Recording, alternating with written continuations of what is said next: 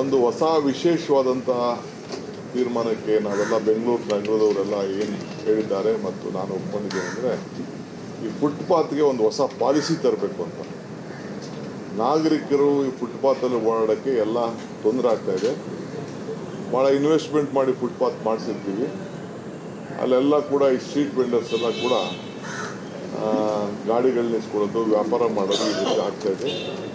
ಅದಕ್ಕೆ ನಿಗದಿಯಾದಂಥ ಜಾಗಗಳನ್ನು ವೆಂಡರ್ಸ್ಗೆ ಫಿಕ್ಸ್ ಮಾಡಬೇಕು.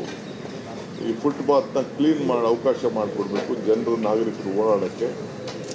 ಇವರು ಸ್ವಂತ ಯಾರೋ ಒಬ್ಬರು ವ್ಯಾಪಾರಕ್ಕೋಸ್ಕರ ಇಡೀ ಆ ಫುಟ್ಪಾತೆ ಓಡಾಡೋಕ್ಕಾಗದೆ ತಿರ್ಗಾ ರೋಡ್ಗೆ ಬರೋದು ಇವೆಲ್ಲ ಆಗ್ತಾಯಿದೆ. ಇದನ್ನು ನಿಲ್ಲಿಸಬೇಕು ಅಂತೇಳಿ ತೀರ್ಮಾನ ಮಾಡಿ ಆ ಫುಟ್ಪಾತ್ಗೆ ಒಂದು ಹೊಸ ಪಾಲಿಸಿ ಮಾಡಬೇಕು. ಮತ್ತು ಮೇಜರ್ ಎಲ್ಲೆಲ್ಲಿ ಅವರು ಇಟ್ಕೊಳ್ಬೇಕು ವೆಂಡಿಂಗ್ ಮಿಷಿನ್ಗಳನ್ನ, ಅಲ್ಲಿ ಅವ್ರು ವ್ಯಾಪಾರ ಮಾಡಬೇಕು ಅನ್ನೋದನ್ನ ರಸ್ತೆಗಳನ್ನು ನಿಗದಿ ಮಾಡಬೇಕು ಅಂತ. ಬೇರೆ ಕಡೆ ಎಲ್ಲ ತೆಗಿತಾ ಇದ್ದೀವಿ, ನಾವು ಅನೌನ್ಸ್ ಮಾಡ್ತೀವಿ, ಇಂಥ ರೋಡಲ್ಲಿ ಯಾರು ಫುಟ್ಪಾತ್ ಇಟ್ಕೊಳ್ಳೋಂಗಿಲ್ಲ ಅನ್ನೋದನ್ನು ತೀರ್ಮಾನ ಮಾಡ್ತೀವಿ. ಕೆಲವು ಸೈಡ್ ರೋಡಲ್ಲಿ ಇಟ್ಕೊಳ್ಳೋಕ್ಕೆ ಯಾರು ರಿಜಿಸ್ಟರ್ ಮಾಡ್ಕೊಂಡಿದ್ದಾರೋ ಅವ್ರಿಗೆ ಅವಕಾಶ ಕೊಡ್ತೀವಿ. ಅದು ಬಿಟ್ಟು ಮಿಕ್ಕಿದ್ದೆಲ್ಲ ತೆಗೆಸಲಿಕ್ಕೆ ಎಲ್ಲ ಶಾಸಕರು ಒಗ್ಗಟ್ಟಿನಿಂದ ಅಭಿಪ್ರಾಯ ವ್ಯಕ್ತಪಡಿಸಿ ನನಗೆ ಇದನ್ನು ಜವಾಬ್ದಾರಿಯನ್ನು ಕೊಟ್ಟಿದ್ದಾರೆ. ಆಮೇಲೆ ಎಲ್ಲ ಫ್ಲೆಕ್ಸ್ಗಳು ನಾವು ಎಷ್ಟೇ ಹೇಳಿದ್ರು ಕೂಡ ಫ್ಲೆಕ್ಸು ಆಗ್ತಾನೇ ಇದ್ದಾರೆ. ಎಲ್ಲ ಪಾರ್ಟಿಯವರು ಆಗ್ತಾಯಿದ್ದಾರೆ, ನಮ್ಮ ಪಾರ್ಟಿಯವರು ಆಗ್ತಾಯಿದ್ದಾರೆ, ಎಲ್ಲ ಶಿಶುಕೋಟಿಗಳು ಆಗ್ತಾರೆ. ಯಾರ್ಯಾರ ಹೆಸರು ಅಲ್ಲಿ ಕೆಳಗಡೆ ಇರ್ತದೆ ಅವ್ರಿಗೆ 50ರಿಂದ 1 ಲಕ್ಷ ರೂಪಾಯಿವರೆಗೂ ಒಂದೊಂದು ಫ್ಲೆಕ್ಸ್ಗೆ ಫೈನ್ ಹಾಕಬೇಕು ಅಂತ ನಾವು ಹೇಳಿದ್ದೇವೆ. ಏಕೆಂದರೆ ಈ ಫ್ಲೆಕ್ಸು ದಂಧೆ ವಿಪರೀತ ಆಗ್ತಾಯಿದೆ. ಬರ್ತಡೇ, ಆ ಬರ್ತಡೇ, ಈ ವಿಶಸ್ಸು, ಆ ವಿಶಸ್ಸು ಅಂತೇಳಿ ಗೌರ್ಮೆಂಟ್ ಏನಾದ್ರು ಒಂದು ಇತ್ತು ಅಂದರೆ ಅದಕ್ಕೊಂದು ಸ್ಟ್ರೀಮ್ ಲೈನ್ ಇದೆ, ಅದು ಲೆಕ್ಕಾಚಾರ ಇದೆ, ಅಡ್ವರ್ಟೈಸ್ಮೆಂಟ್ ಬೋರ್ಡ್ಸ್ ಇದೆ, ಅದನ್ನು ಬೇಕಾದ್ರೆ ತೆಗೆದುಕೊಂಡು ಯಾರು ಬೇಕಾದ್ರೂ ಮಾಡ್ಬೋದು. ಅದು ಬಿಟ್ಟರೆ ಬೇರೆ ಎಲ್ಲೂ ಕೂಡ ಹಾಕಲಿಕ್ಕೆ ಅವಕಾಶ ಇಲ್ಲ. ಸೊ ಫ್ಲೆಕ್ಸ್ಗೆ ನಾನು ಇವತ್ತೇ ಮತ್ತೆ ನಾನು ಜಾಗೃತಿಯನ್ನು ಎಲ್ಲರಿಗೂ ಹೇಳ್ತಾ ಇದ್ದೀನಿ, ಎಲ್ಲ ಕಾರ್ಯಕರ್ತರು, ಎಲ್ಲ ಪಕ್ಷದವ್ರಿಗೂ ಹೇಳ್ತಾ ಇದ್ದೀನಿ. ನೀವು ಹಾಕಿ ಅನುಭವಿಸಿ ನೋಡಿ ಗೊತ್ತಾಗ್ತದೆ. ನಾವು ಪೊಲೀಸವ್ರಿಗೂ ಹೇಳಿದ್ದೀವಿ, ಪೊಲೀಸ್ಗೂ ರೆಸ್ಪಾನ್ಸಿಬಿಲಿಟಿ ಕೊಟ್ಟಿದ್ದೀವಿ, ನಮ್ಮ ಕಾರ್ಪೊರೇಷನ್ವ್ರಿಗೂ ರೆಸ್ಪಾನ್ಸಿಬಿಲಿಟಿ. ಪೊಲೀಸವ್ರೂ ನಮ್ಮ ಕಾರ್ಪೊರೇಷನ್ಗೆ ತಿಳಿಸೋವಂಥದ್ದು. ಸೊ ಅದಕ್ಕೇನು ಬೇಕೋ ಕಾನೂನು ಪ್ರಕಾರ ತೆಗೆದುಕೊಂಡು ಬೆಂಗಳೂರು ಬ್ಯೂಟಿನ ಫ್ಲೆಕ್ಸ್ ಕಟ್ಟೋದ್ರಿಂದ ಹಾಳು ಮಾಡ್ತಾ ಇದ್ದೀವಿ ಅಂತೇಳಿ ಅವ್ರ ಮೇಲೆ ಕೇಸ್ ಇಟ್ಕೊಳ್ಳುವಂಥ ಕೆಲಸಕ್ಕೆ ಮಾಡ್ತೀವಿ. ಆಮೇಲೆ ವೆಂಡರ್ಸ್ ಯಾರು ಕೂಡ RTL ಮತ್ತು ಸಬ್ RTL ರೋಡಲ್ಲಿ ಯಾರು ಕೂಡ ಅಂಗಡಿ ಇಡಲಿಕ್ಕೆ ಬಿಡೋದಿಲ್ಲ. ಅವರೆಲ್ಲರೂ ಕೂಡ ಹೀಗೇ. ಆಮೇಲೆ ಕೆಲವ್ರು ಏನು ಮಾಡ್ತಾರೆ ಅಂದರೆ ರಾತ್ರಿ ಹೊತ್ತು ಹಗಲೊತ್ತು ಮಾಡಿಬಿಟ್ಟು ರಾತ್ರಿ ಹೊತ್ತು ಏನಾದ್ರು ಕಟ್ಬಿಟ್ಟು ಹೊರಟೋಗಿರ್ತಾರೆ.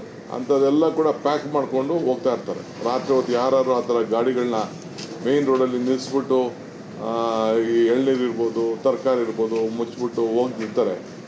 ಎಂಥ ಕೂಡ ಕಾರ್ಪೊರೇಷನ್ ಅದು ಎತ್ಕೊಂಡು ಹೋಗ್ತಾ ಇದ್ದಾರೆ. ಈಗ ನೀವು ಜಾಗೃತಿಯಾಗಿರಬೇಕು ಅಂತ ನಾನು ಹೇಳ್ತಾ ಇದ್ದೀನಿ. ಆಮೇಲೆ ವೆಂಡರ್ಸ್ಗೆ ನಾವೀಗ ಸುಮಾರು ಜನ ರಿಜಿಸ್ಟ್ರ್ ಮಾಡ್ಕೊಂಡಿದ್ದಾರೆ. 60,000 ಜನ ರಿಜಿಸ್ಟ್ರ್ ಇದ್ದಾರೆ.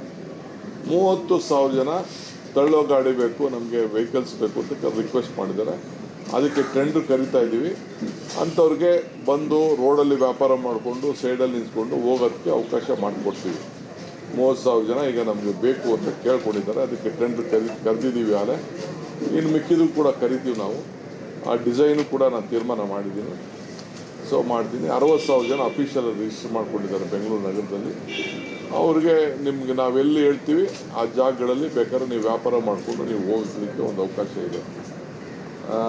ಆಮೇಲೆ ಯಾರು ಐಡೆಂಟಿ ಕಾರ್ಡ್ ಇಟ್ಕೊಂಡಿದ್ದಾರೆ ಅವರು ಮಾತ್ರ ನಾವು ಇಡಲಿಕ್ಕೆ ಅವಕಾಶ ಮಾಡಿಕೊಡ್ತೀವಿ. ಐಡೆಂಟಿಫಿಕೇಷನ್ ಕಾರ್ಡ್ ಇಲ್ಲದೆ ಹೋದರೆ ನಾವು ಯಾರಿಗೂ ನೀವು ರಿಜಿಸ್ಟರ್ ಮಾಡ್ಕೊಳ್ಳೋದು ಯಾರಿಗೂ ಅವಕಾಶ ಇಲ್ಲ.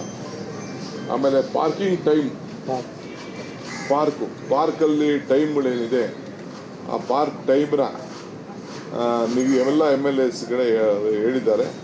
ಸೊ ಲೋಕಲ್ ಕಾರ್ಪೊರೇಷನ್ ಯಾವುದಾದ್ರು 5 ಕಾರ್ಪೊರೇಷನ್ ಇದೆ, 5 ಕಾರ್ಪೊರೇಷನಲ್ಲಿ ಆ ಲೋಕಲ್ MLAಗಳಿಗೆ ನೀವು ಚರ್ಚೆ ಮಾಡಿಕೊಂಡು ಎಲ್ಲಿ ತೆಗಿಬೇಕು, ಯಾವ ಟೈಮ್ ತೆಗಿಬೇಕು, ಯಾವ ಟೈಮ್ಗೆ ಇಟ್ಕೊಳ್ಬೇಕು. ಕೆಲವರು ಫುಲ್ ತೆಗೀರಿ ಅಂತ ಹೇಳ್ತಾರೆ, ಕೆಲವರು ಬೆಳಗ್ಗೆ 5 ಗಂಟೆಯಿಂದ 11 ಗಂಟೆವರೆಗೂ ಇರಲಿ ಅಂತಾರೆ, ಕೆಲವರು ಇಲ್ಲ ಮಧ್ಯಾಹ್ನ ತೆಗಿಬೇಡಿ ಭಾಳ ಮಿಸ್ಯೂಸ್ ಆಗ್ತಾಯಿದೆ, ಕೆಲವು ಏನೇನೋ ಆ್ಯಕ್ಟಿವಿಟೀಸ್ ನಡೀತಾ ಇದೆ ಅಂತ ಕೆಲವರೆಲ್ಲ ಕಂಪ್ಲೇಂಟ್ ಹೇಳಿದ್ದಾರೆ.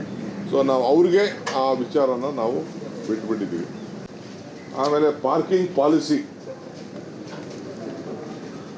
ಆಮೇಲೆ ಅಬಂಡೆಂಟ್ ವೆಹಿಕಲ್ಗಳು, ಎಲ್ಲೆಲ್ಲಿ ಗಾಡಿಗಳನ್ನು ರೋಡಲ್ಲಿ ನಿಲ್ಲಿಸ್ಬಿಟ್ಟು ಹಳೆ ಗಾಡಿಗಳನ್ನ ನಿಲ್ಲಿಸ್ಬಿಟ್ಟಿದ್ದಾರೆ, ಅದನ್ನೆಲ್ಲ ತುಂಬಿಕೊಂಡು ಹೋಗಿ ಕೆಲವು ಜಾಗನ ನಿಗದಿ ಮಾಡ್ತಾ ಇದ್ದೀವಿ.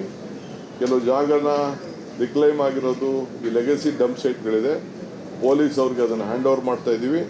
ಅಲ್ಲೋಗಿ ಡಂಪ್ ಮಾಡೋಂಥ ಕೆಲಸನ ನಾವು ಮಾಡ್ತೀವಿ.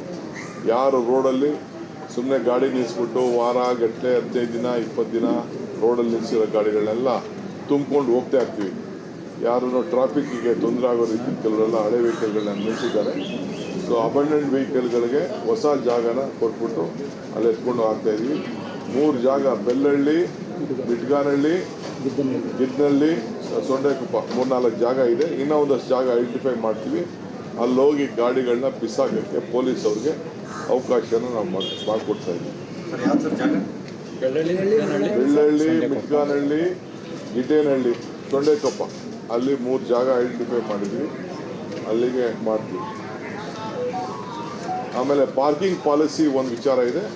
ನಾಳೆ ನಿಮಗೆ ಆ ಬಫರ್ ರೋಡ್ದು ಪಾರ್ಕಿಂಗ್ ಪಾಲಿಸಿ ನಾಳೆ ನಿಮಗೆ ವಿಚಾರ ಮೀಟಿಂಗ್ ಇದೆಯಲ್ಲ ಸರ್.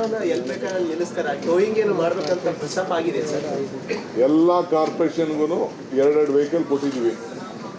ಎಲ್ಲ ಟೋ ಮಾಡಿಕೊಂಡು ಪೊಲೀಸ್ ಅವ್ರನ್ನ ಸಹಕಾರ ಕೊಟ್ಕೊಂಡು ಎತ್ಕೊಂಡೋಗಿ ಬಿಸಾಕೋಂಥದ್ದು. ಯಾವಾಗಿಂದ ಶುರು ಆಗುತ್ತೆ ಸರ್ ಇದು? ಈಗಾಗಲೇ ಹೇಳಿದ್ವಿ ನಾವು, ವೆಹಿಕಲ್ ಬಂದಿದೆ, they will start there job. ಯಾವ ಗಾಡಿಯಲ್ಲಿ ಎತ್ಕೊಂಡು ಹೋಗ್ತಾ ಇರೋದು? ನಿಮ್ಮ ಗಾಡಿಲಿ ಎತ್ಕೊಂಡು ಹೋಗೋದು, ನನ್ನ ಗಾಡಿ. ಪೊಲೀಸರು ಆ ಸಂದರ್ಭದಲ್ಲಿ ತುಂಬಾ ಕಠೋರವಾಗಿ ನಡ್ಕೋತಾರೆ ಸರ್. ನಾನ್ ಪಾರ್ಕಿಂಗ್ ಝೋನ್ ಅಲ್ಲಿ ಪಾರ್ಕಿಂಗ್ ಇರೋ ಕಡೆ ಆಯ್ತು, ಪಾರ್ಕಿಂಗ್ ಎಲ್ಲಿದೆ ಅವಕಾಶ ಇದೆ ಅಲ್ಲ ಇರ್ತದೆ. ಪಾರ್ಕಿಂಗ್ ಇಲ್ಲದೆ ಹೋದ ಜಾಗದಲ್ಲಿ ಎಲ್ಲೆಲ್ಲಿ ನಿಲ್ಲಿಸ್ತಾರೆ ಅದನ್ನು ಟೋ ಮಾಡ್ಕೊಂಡು ಎತ್ಕೊಂಡು ಹೋಗುವಂಥದ್ದು. ವಾರ್ಡಿಗೆ ಪ್ರತಿ ವಾರ್ಡಿಗೆ 5-5 ಕೋಟಿ ಅನುದಾನ ಕೇಳಿದ್ದಾರೆ ಸರ್. 5ರಿಂದ 10 ಕೋಟಿ ಎಷ್ಟು ಕೊಡ್ಬೋದು ನೋಡೋಣ. ಇವತ್ತೆಲ್ಲ ಹೇಳಿದ್ದಾರೆ, ಅವ್ರದ್ದು ಆಕಾಶನೂ ಕೇಳ್ತಾ ಇದ್ದಾರೆ, ಭೂಮಿನೂ ಕೇಳ್ತಾ ಇದ್ದಾರೆ, ಕೆಲವರು ಭೂಮಿನೇ ಕೊಡಿಸ್ಬೇಕು ಅಂತ ಅಂದ್ಬಿಟ್ಟು ಕೇಳ್ತಾ ಇದ್ದಾರೆ. ಸೋಮವಾರ ಮಾತಾಡ್ತಾರೆ.